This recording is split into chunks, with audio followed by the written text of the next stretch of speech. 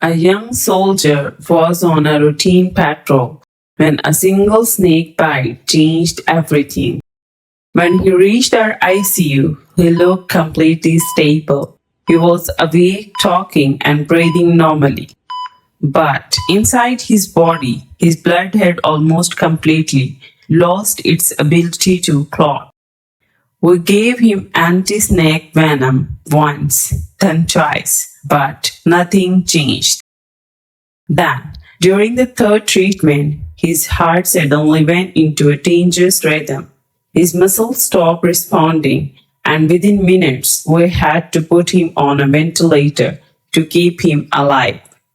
For 5 days, his family and the entire ICU team wondered if he would ever wake up again. What happened next became one of the most unforgettable recoveries we have ever witnessed. This is the true story of a soldier who refused to give up.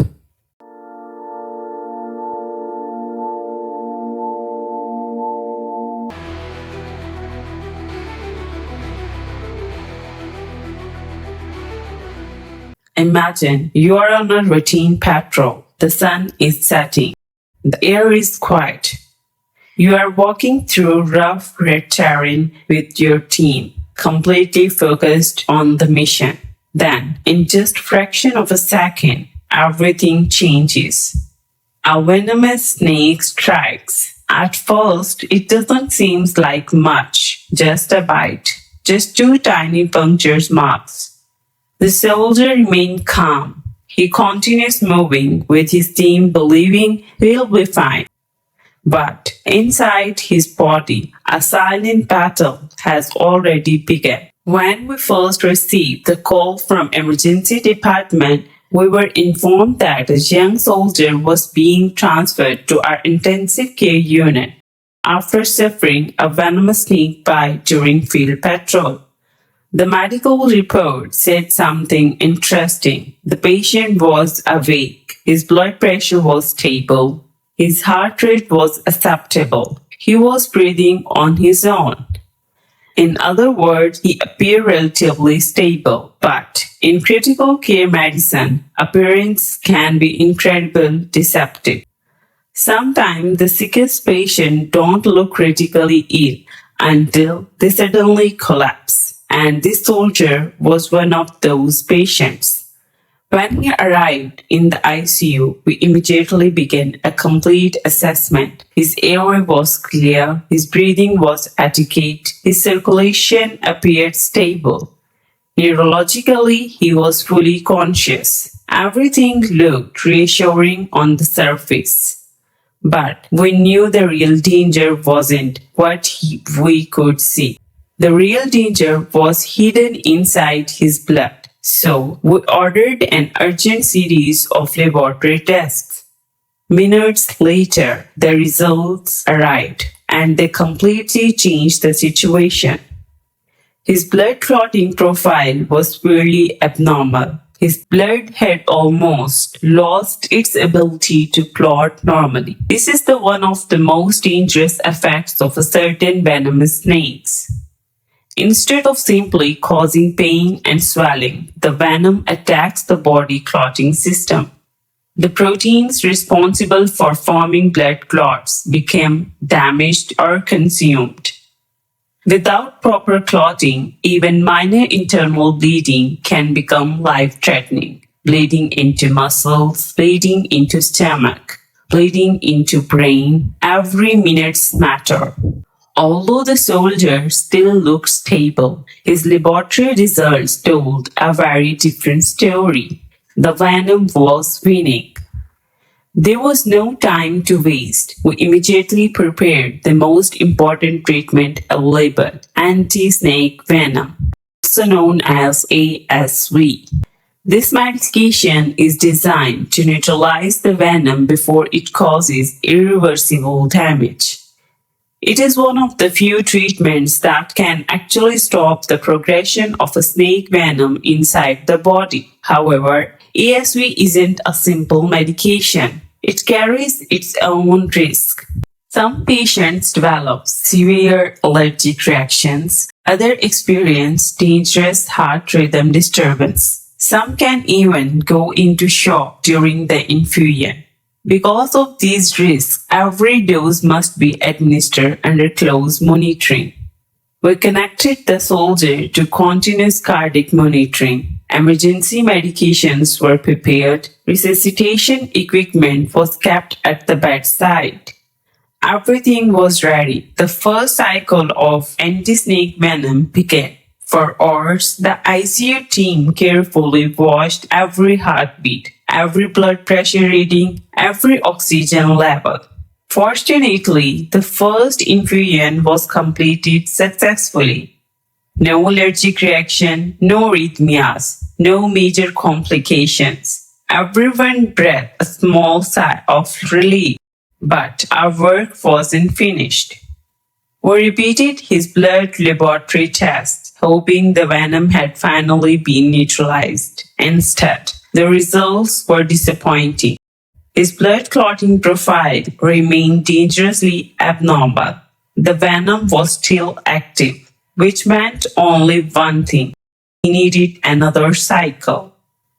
Without delay, we started the second course of anti-snake venom. Again, the infusion was completed successfully. Again, we watched him closely for any complications. Again, no serious reaction occurred. But medicine isn't always as predictable as we like. When the follow-up blood work came back, the clotting profile was still severely deranged. The venom continued damaging his body. It was clear that this wasn't an ordinary snake bite. This was an extremely toxic envomation. After careful discussions among the critical care team, we made the decision to begin a third cycle of anti-snake venom. At that moment, everything changed. During the infusion, the cardiac monitor suddenly alarmed. The rhythm strip became chaotic. The soldier developed a serious cardiac arrhythmia. Within seconds, the room transferred from calm to controlled shock. Doctor rushed to the bedside. Nurses prepared emergency medications. Respiratory therapists stood ready. His condition deteriorated rapidly. His breathing became weaker. His muscles became losing strength. The venom was now affecting not only his blood, but also his nervous system. We knew we couldn't wait.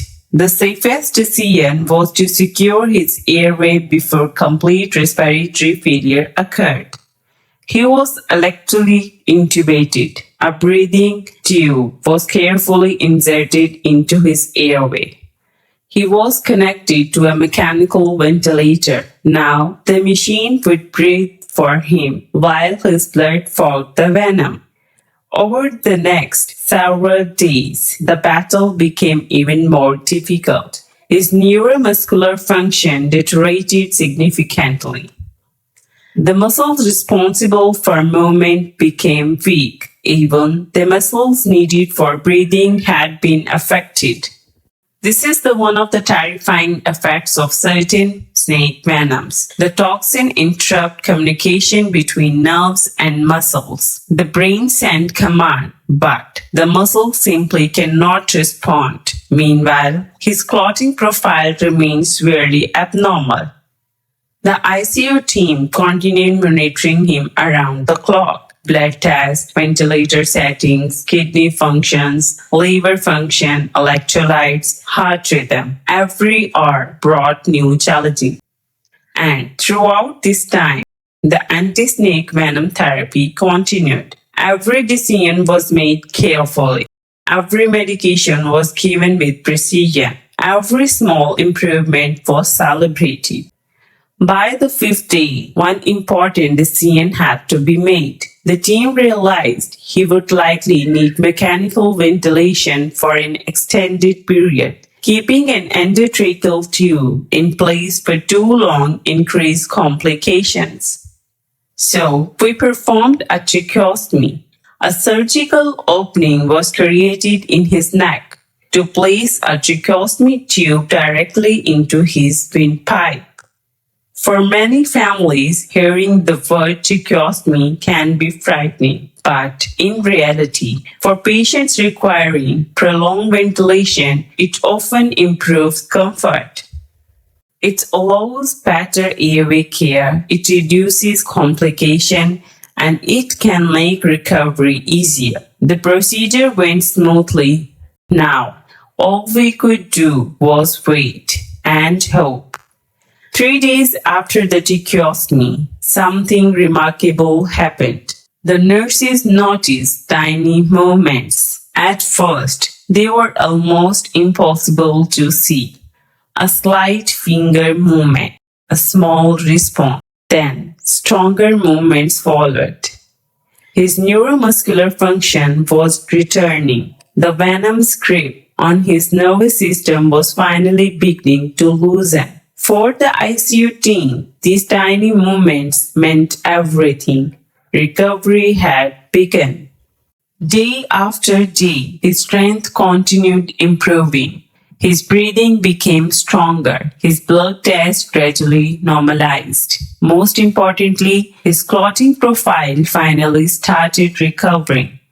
The anti-snake venom had done its job. His own body was beginning to heal. As his lungs regained strength, we slowly reduced the ventilator support.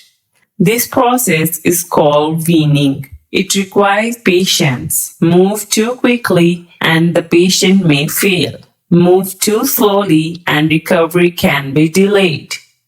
Every adjustment was carefully planned. Every trial was closely monitored. Finally, the day arrived. He successfully completed his spontaneous breathing trial. He no longer needed the ventilator. The breathing machine that kept him alive was no longer necessary. It was a moment every ICU professional loves to witness.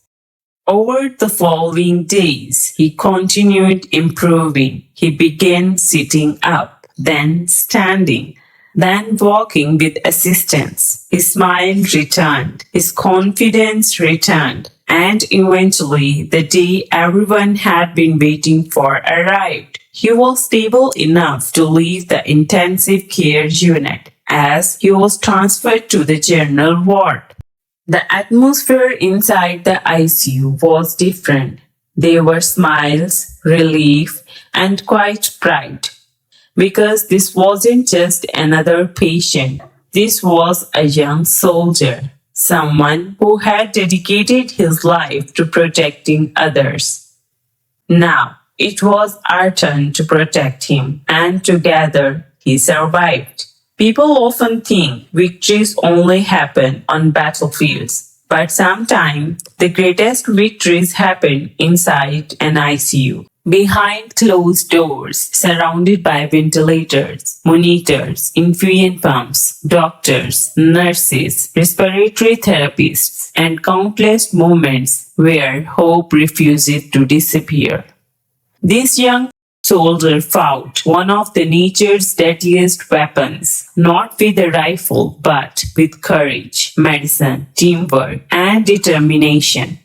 His recovery reminds us that critical care is more than machines and medications. It's about never giving up, even when the odds seem impossible. If you enjoyed this true medical story, don't forget to like the video, subscribe to the channel, and turn on notifications. Every week, we share real ICU stories, emergency medicine cases, and inspiring recoveries that reveal what truly happened behind hospital doors. Thank you for watching, stay safe, and we'll see you in the next story.